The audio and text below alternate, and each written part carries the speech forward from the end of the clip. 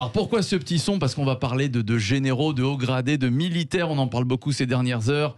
Cette tribune donc relayée par Valeurs Actuelles de généraux à la retraite, il faut le préciser, il y en a 20 en tout, également des hauts gradés, des militaires qui dans une tribune donc dénoncent le délitement de la France, ils appellent au patriotisme. Je vais vous lire quelques extraits de la tribune.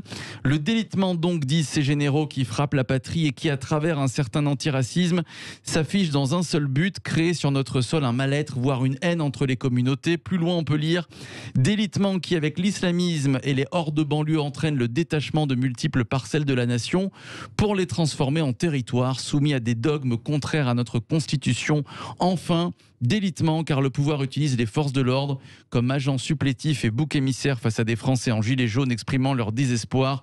Donc dans cette tribune, ces généraux expliquent qu'il faut s'en remettre à des politiques, des élus, des associations pour, entre guillemets, alors c'est pas ce qu'ils disent, mais un peu faire la révolution, c'est ce qu'on peut comprendre de cette tribune, saluée donc par Marine Le Pen, qui leur a répondu en leur disant je vous invite à me rejoindre, tout simplement.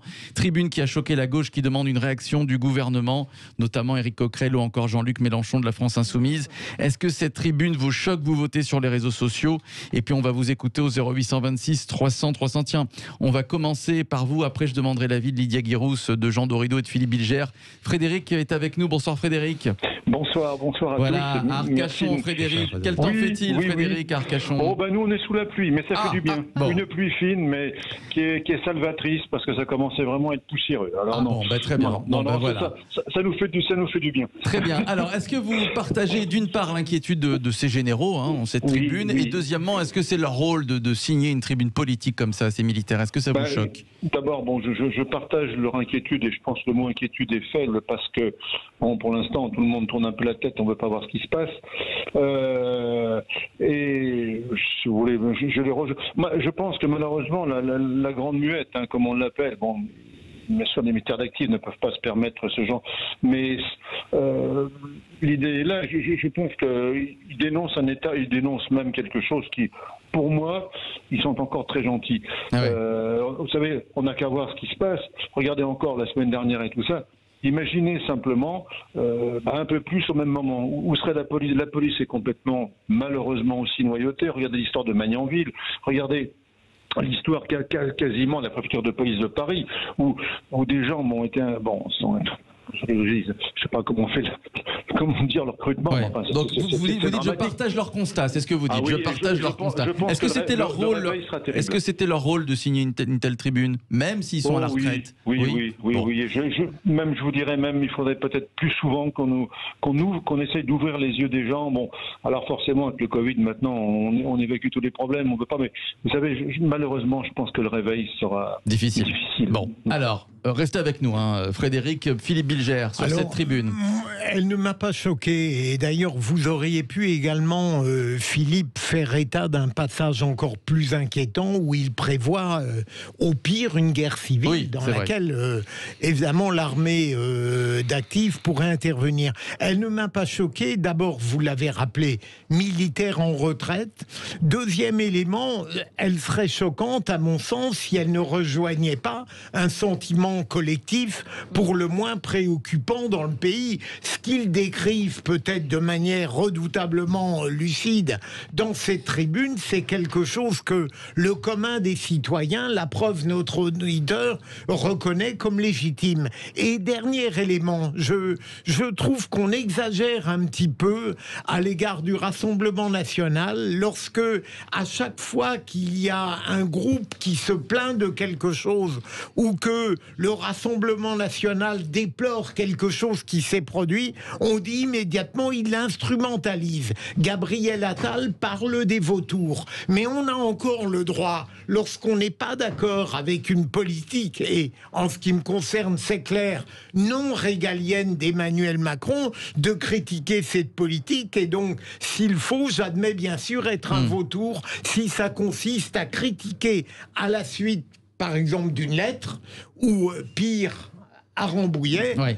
Une tragédie dont les conséquences viennent du fait qu'on n'a pas mené les bons combats. Alors là, les commentateurs, en plus d'instrumentaliser, enfin de dire on instrumentalise le Rassemblement national, disent aussi Marine Le Pen fait de la récupération politique, puisqu'elle elle a salué la tribune et elle a dit venez me rejoindre. Mais l'inverse. C'est vrai que c'est un joli cadeau pour Marine Le Pen, cette tribune. Bah oui, c'est vrai. Lydia Guirous. Oui, l'inverse aurait été étonnant. Moi, je partage beaucoup de ce qui est écrit dans cette tribune, et il y a des passages que j'aurais pu écrire moi-même. Évidemment, quand on regarde l'actualité depuis des années, on a l'impression qu'on est au bord d'une guerre civile. En tout cas, on est déjà dans une forme de partition sur notre territoire, avec des territoires qui sont, j'ai envie de dire, cédés par la République, puisqu'on ne les réinvestit plus, et où il y a des règles qui sont contraires aux valeurs de la République. Il y a un mode de vie qui est contraire au mode de vie qu'on doit avoir en France, des références culturelles qui ne sont pas des références culturelles françaises. Donc oui, il y a beaucoup d'éléments dans cette tribune qui sont juste réalistes et qui sont même plus inquiétants parce qu'on les connaît en réalité quand on s'intéresse à ces sujets-là. Donc d'une certaine manière, c'est salutaire. Quand des généraux, des hauts gradés de l'armée en arrivent à écrire une tribune pour alerter sur l'état du pays, c'est que ça va vraiment très mal. Ce sont des hommes qui sont responsables, qui sont très inquiets, qui aiment leur pays et la patrie. Et donc, s'ils signent, même s'ils sont à la retraite, c'est qu'il y a quelque chose qui ne va pas. C'est qu'il y a un état d'épuisement, c'est qu'il y a un ras-le-bol. Après, Marine Le Pen fait de la politique. Elle est dans la présidentielle déjà. Donc, elle essaie d'attirer vers elle ce qu'elle peut attirer vers elle et récupérer ce qu'elle peut récupérer. Mais je crois que tout homme et femme politique clairvoyant, courageux, lucide, ne peut être que d'accord avec une bonne partie de cette tribune. On est d'accord alors sur le constat, maintenant sur les conséquences. Quand ils disent on va vers une guerre civile, est-ce que vous partagez l'avis de ces militaires? Il y a nombreux qui le disent. Alors, Jean Dorido. Pour ma part, j'ai été assez choqué. Je suis assez choqué de cette tribune. Choqué d'abord parce que même s'ils sont à la retraite, il y a quand même un devoir de réserve chez les militaires dont on peut espérer qu'il dure même au-delà de la retraite.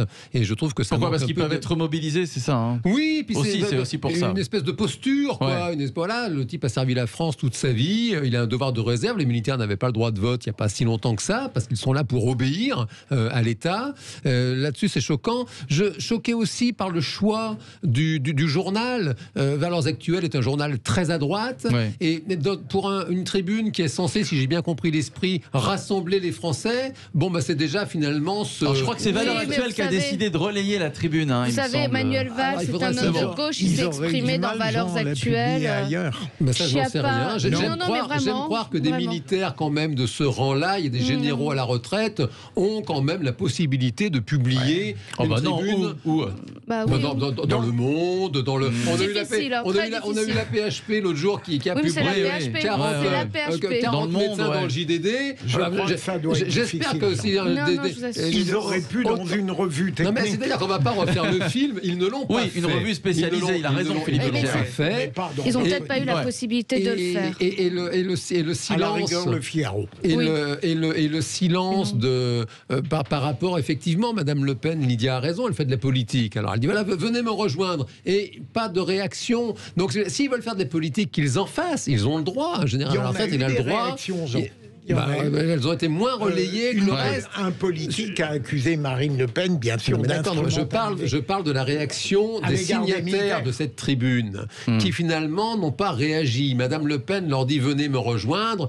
La personne peut dire écoutez, non sans façon, ou dire ok, j'arrive, dire quelque chose. C'est des lanceurs d'alerte d'une certaine manière. Que veut faire le gouvernement? Vous entendez Jean-Luc Mélenchon, Éric Coquerel qui appellent le gouvernement à réagir. Très bien, mais que peut faire le gouvernement? Est-ce qu'il peut y avoir des sanctions pour des militaires à la retraite? Non. Non, la ministre a dit qu'elle regrettait que c'était scandaleux. Mais c'est tout, ça s'arrête là. Voilà. Ça va s'arrêter là. Mais c'est le problème de cette notion. Déjà, les tribunes, c'est très discutable. Voilà, ces espèces de tribunes. Alors voilà, les types, il faut une tribune. Ok, et puis quoi? Vous savez que, comme dit Philippe Rossi, le gouvernement ne peut rien faire de particulier. Alors les politiques, d'accord, disent oui, c'est bien, venez me rejoindre. Ça sert à rien. On ne fait pas de tribune, on ne s'exprime pas, il n'y a pas de lanceur d'alerte. n'y a pas la volonté. Il faut bien comprendre que Jean, la position de Jean, elle est probablement majoritaire en ce qui concerne la réserve, qui doit sur la encore réserve, je suis s'attacher d'accord. aux anciens Oui, bien sûr, bien sûr.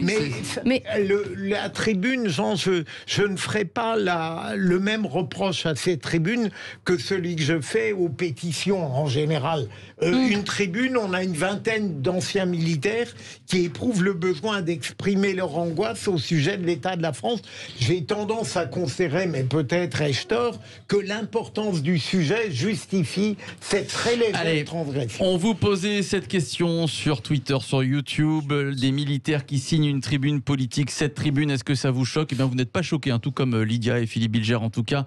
Vous n'êtes pas choqués, non, à 92%. Voilà, c'est ce que nous disent nos auditeurs sur Twitter et YouTube. On passe tout de suite au deuxième débat des vraies voix.